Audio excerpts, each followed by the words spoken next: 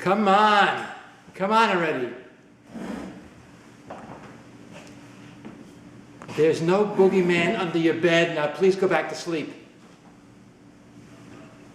Ugh. I told you already, there are no burglars climbing up the wall of the house and coming in your window. Now get back into bed and go to sleep.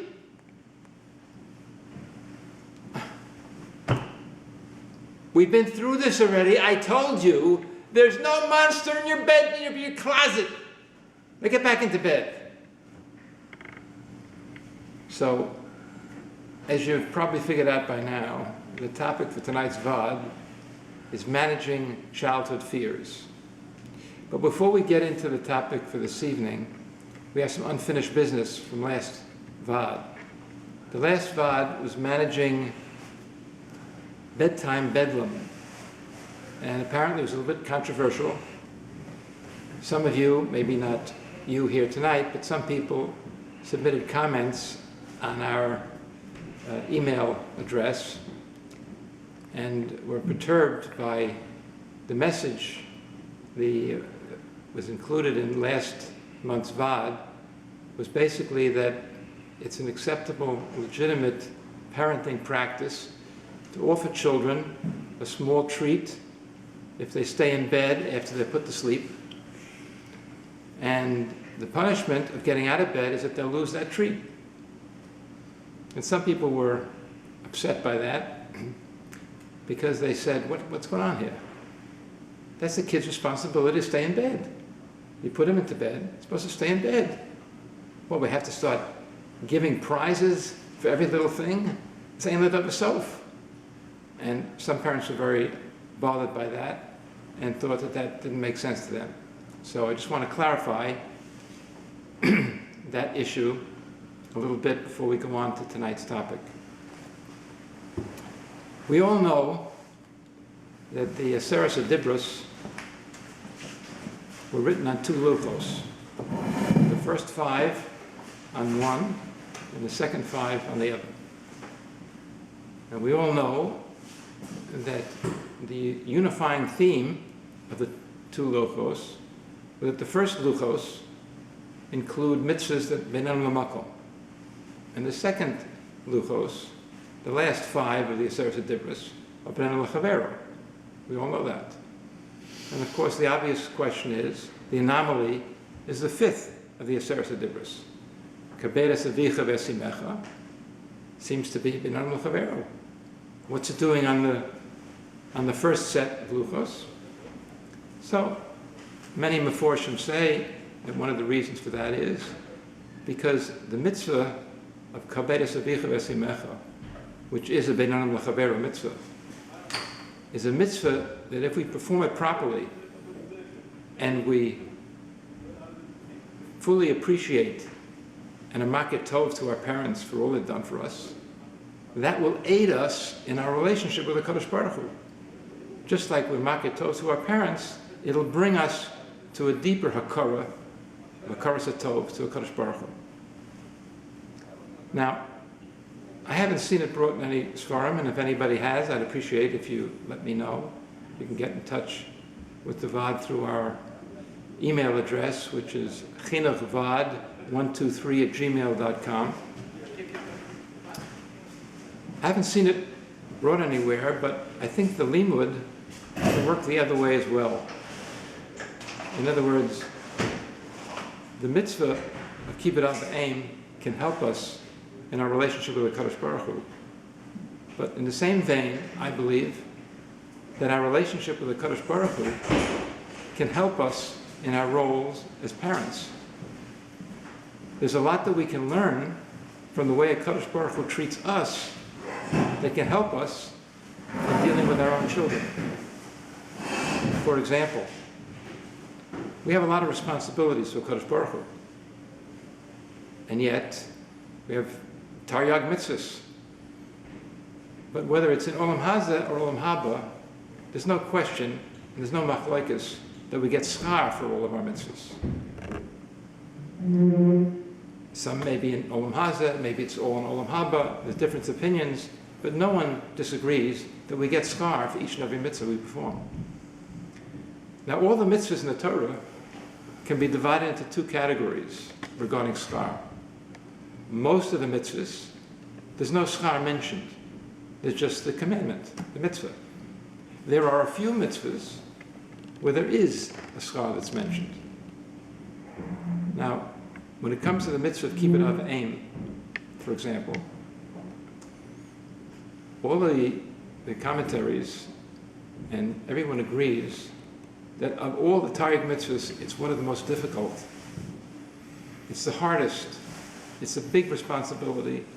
There's many pratim, many requirements. It's difficult at times. It's one of the most difficult mitzvahs.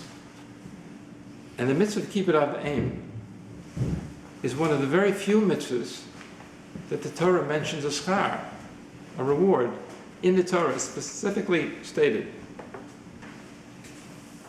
Pasuk says, "Kabed asadicha ve'asimecha," and in the same pasuk, the Torah says, "Laman yarichun yomecha ladoma asher Hashem elokecha nosein lach." The Torah singles out the mitzvah of kibbud av aim to tell us that we're going to get schar for that. Now that principle, I think, can be applied, and we can use that to learn how to be better parents. I think just as the Torah singles out some mitzvahs to tell us that we get schar for that, special schar for that mitzvah, because it's so difficult. There's nothing wrong, and I think it's perfectly legitimate, for parents to acknowledge when a child is struggling to fulfill one of his responsibilities, and if it's a specific challenge, specifically challenging to a child to fulfill a certain responsibility, there's absolutely nothing wrong, and in a sense we're following the same principle that I just outlined in the Torah, to give a child a reward for that. Now, does that mean for the rest of his life I'm giving him a prize because he stayed in bed? No, of course not. When he's older, he's going to know to stay in bed when you put him in bed. But at the time when it's a struggle for him and it's a challenge, and he needs that little extra encouragement, chizuk, or incentive, there's nothing wrong, temporarily, to recognize this is a challenge for a 3-year-old, a 4-year-old, a 5-year-old. You put them to bed, they should stay in bed, to offer them a little treat. I don't think it's a terrible thing. It doesn't mean you're going to have to do it all the time. Many parents, for example, will reward a child who's learning to use the bathroom. But parents don't expect they're going to have to do that all the time. Certainly once a child gets into the habit of it, there's no more treats and prizes for that. But as the child is learning and is struggling with that challenge, and it's more difficult for that child, they're going to get a prize. Now the other kid's going to say, well, I go to the bathroom all the time, you know, give me a prize. Of course not. You're older. It's not a challenge for you. But it's a challenge for him or for her. And that's why Mommy and I, or Tati and I, are offering a little bit of an incentive. So I hope that clarifies the controversy from the last Vaad. Now let's get on to the topic for this evening, which is managing childhood fears. Now I illustrated some childhood fears at the outset tonight, and certainly the way I demonstrated is not the way parents should be dealing with it. It's kind of intuitive. If people feel someone is afraid of something that's not dangerous or not something to be afraid of, people say, don't worry about it. Not a problem, don't worry about it. When parents do that to children, don't worry about it. It's not a chizuk to the child. I'll tell you how the child looks at it. The child looks at it, you don't understand me. We're not on the same page. The child feels abandoned. I'm terrified of this thing. You're telling me it's nothing to be afraid of. Maybe you're not afraid of it, but I'm terrified of it. And you're telling me not to be afraid doesn't make me less afraid. It makes me more afraid because I feel less secure because you don't really understand me. Now, does that mean parents have to give in to the fears all the time? No, of course not. That's part of chinuch. We want children to overcome their childhood fears that are irrational and have no basis. But the way to do it is not by saying, come on, grow up already. Stop that. Get back to bed. There's no boogeyman under the bed. There's no monster in the closet. And there's no bird that's coming in the window. That's not the way to overcome childhood fears. The way to do it is through what's called systematic desensitization. Now, I like to introduce my parenting suggestions with principles from Chazal. The Gemara in Rosh Hashanah, Daf Daled Amud Beis, says, "Tafasta meruba lo tafasta." You try to accomplish too much all at once, you've accomplished nothing. Tafasta me'uat tafasta. If you try just a little bit at a time, you've accomplished something. Now, right away I know you're all thinking, wait a minute, what does that do with parenting? That's not what the Gemara is talking about. And I know that. The Gemara is talking about trying to determine how many days after Shavuos you could bring a korban chagiga. But even though that's what the sugya is talking about, there's still a principle here that we can use to help us in dealing with other issues in life.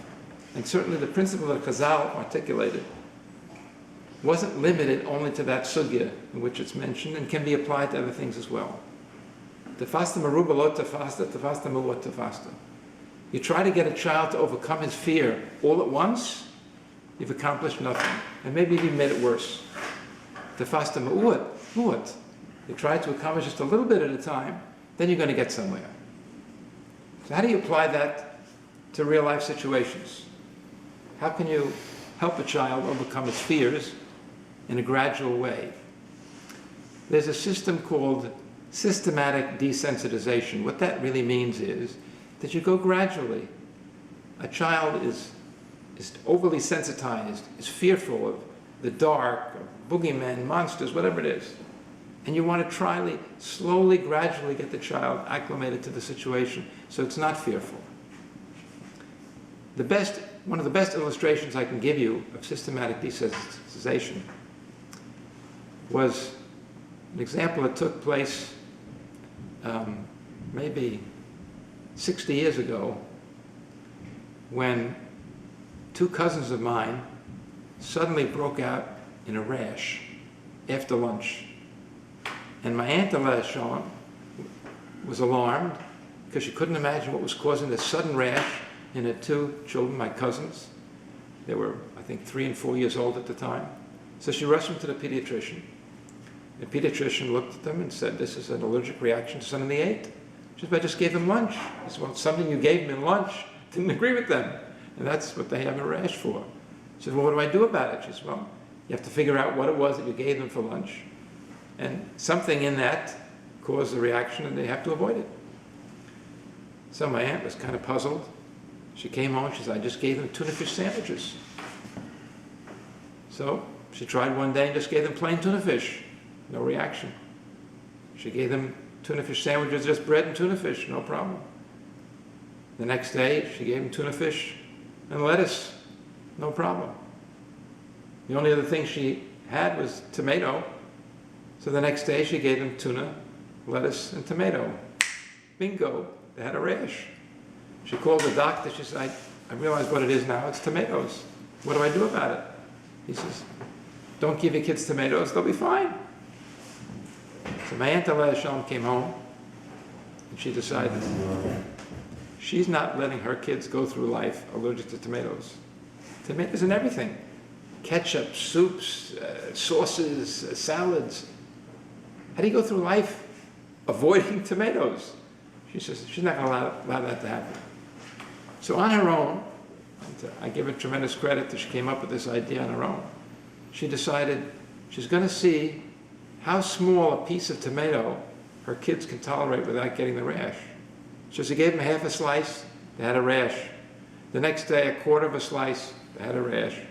She kept cutting it down smaller and smaller until she cut the tomato the size of a pencil eraser. And she gave it to them, they didn't have a reaction. Okay. Every day for lunch, like a vitamin, they had a little piece of tomato the size of a pencil eraser. No problem. Gradually, she increased it to 2 erasers. Next day, 3 erasers. She kept doing it until they got a rash. She'd stop, go back, start again, slowly. It took about 5 months, and she completely cured both of my cousins of their tomato allergy, ad kedei kach, that she gave them each a whole tomato to eat like a fruit. They ate a whole tomato, no reaction. She sat down. This is the days when long-distance calls were very expensive. She sat down and she wrote a letter to my mother, Shalom, describing this whole procedure proudly. When my mother, Shalom, got the letter, she was so excited and impressed with her younger sister that she came up with this system all on her own, that she was reading the letter to so many people on the phone that I practically memorized it. That's how I know it so well.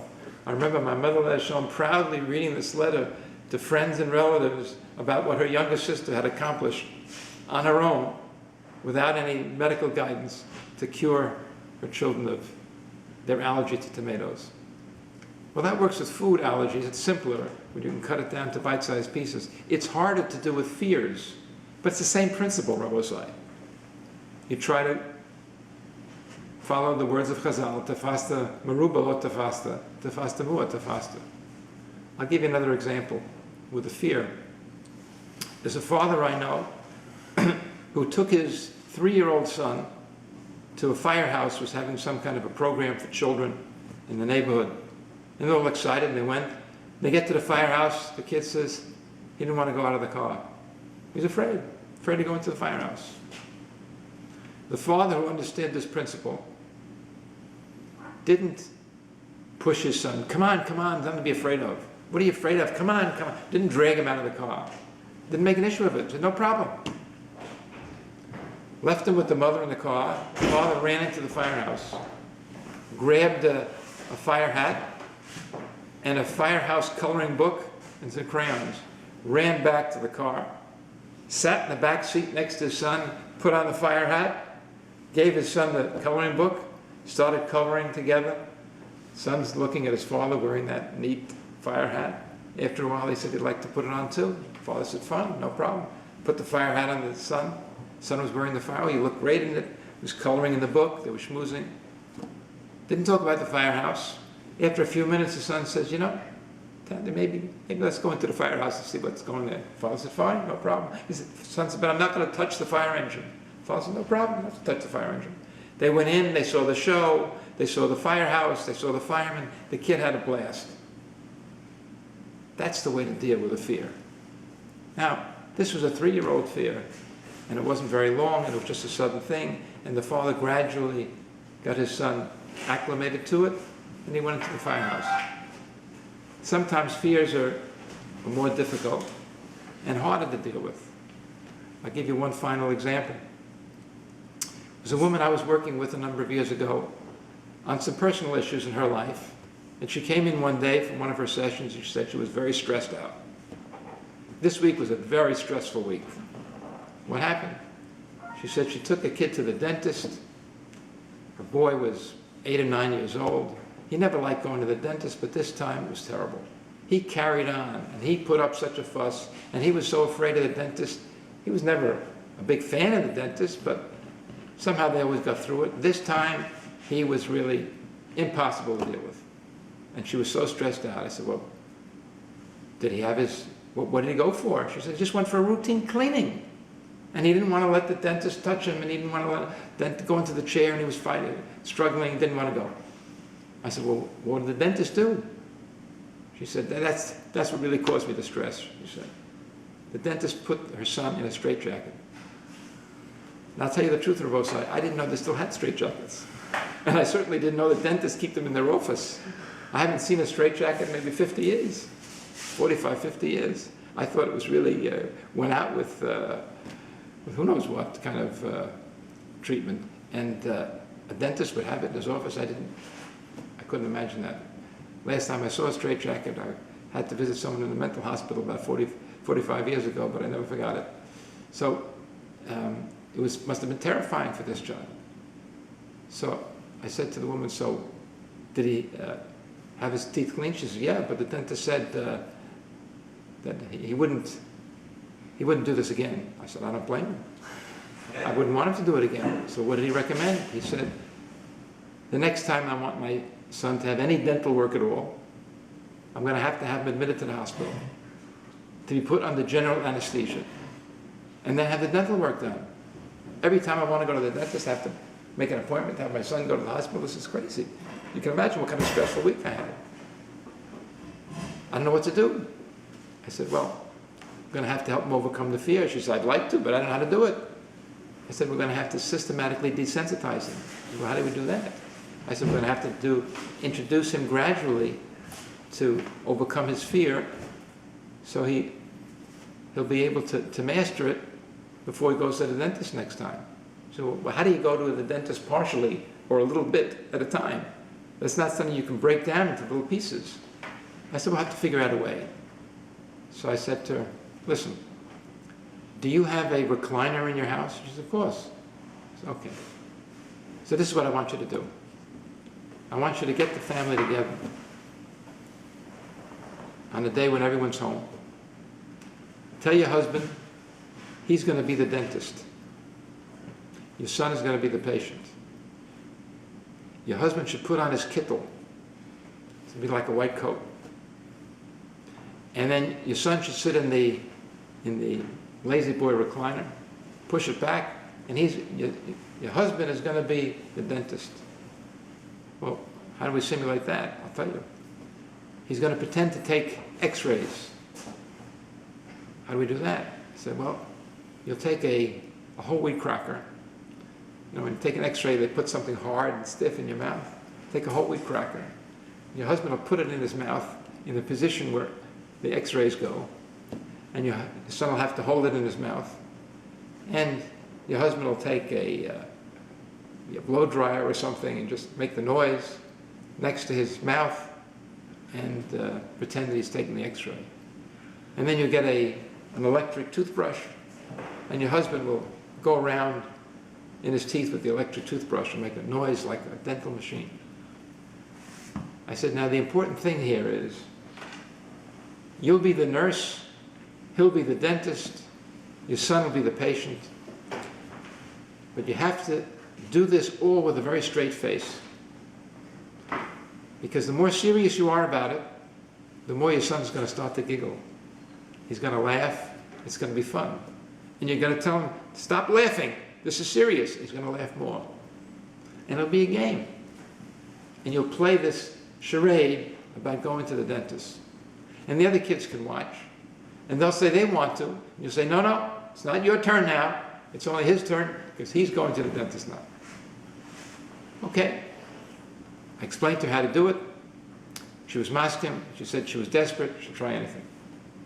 She came back the next week, told me, Baruch Hashem, she was successful. What do I do next? What do I do now? So I said, you're going to have to repeat it. But this time, you have to be even more careful that you and your husband have to be very, very serious. Even more serious than you were last week. Because the more serious you are, the more your son is going to giggle and laugh, and the more fun it's going to be, and the more he's going to have a positive association with the whole idea of going to the dentist. So she said, okay, she's willing to try. She went back, did the same thing, and came back the following week and said, okay, it was as I had predicted. She and her husband tried to have a straight face. They did the x-ray with the whole wheat cracker and the electric toothbrush, mimicking the drill and the sounds, and the husband wore the kittel, and everyone was laughing and rolling, and the other kids wanted to be the patient, and they said, no, no, no, it's his turn to be the patient.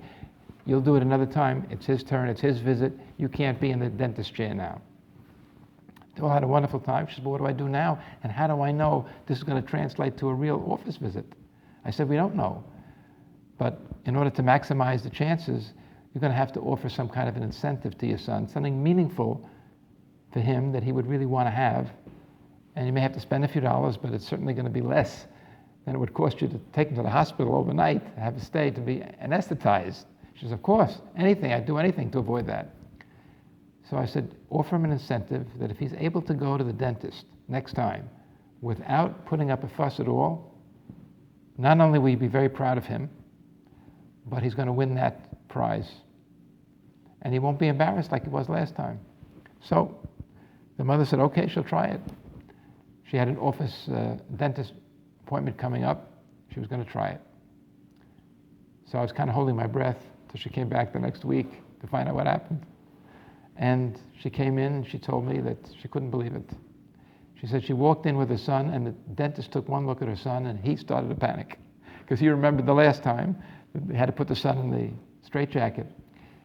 But he agreed to examine him, and her son went without a fuss into the dentist chair, didn't have to be restrained at all, allowed the dentist to examine him, and what she couldn't get over, and she couldn't believe it, and she couldn't wait to tell me, that not only did her son have cleaning and examination, but the dentist found a cavity that had to be filled.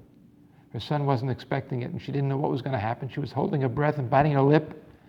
But Baruch Hashem, her son allowed the dentist to fill the cavity.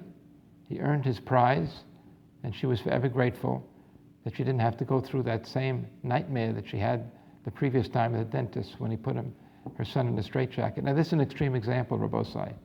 Of course, I understand that. But the principle that Chazal articulated to us is something that we have to bear in mind in dealing with children's fears. Tafasta meruba lo tafasta. Tafasta muat tafasta. If you can break things down into small pieces and gradually try to incrementally help the child overcome his fears, then you will be successful. If you try to do it all at once, then unfortunately you won't. Let me wish you all a good Yontif and a good Chodesh. The next Vaad B'ezras Hashem will take place here in Sterling Forest, Ashkenaz Shul downstairs in 4 weeks, June 18th. I hope to see you all then. Good Yontif and good Chodesh.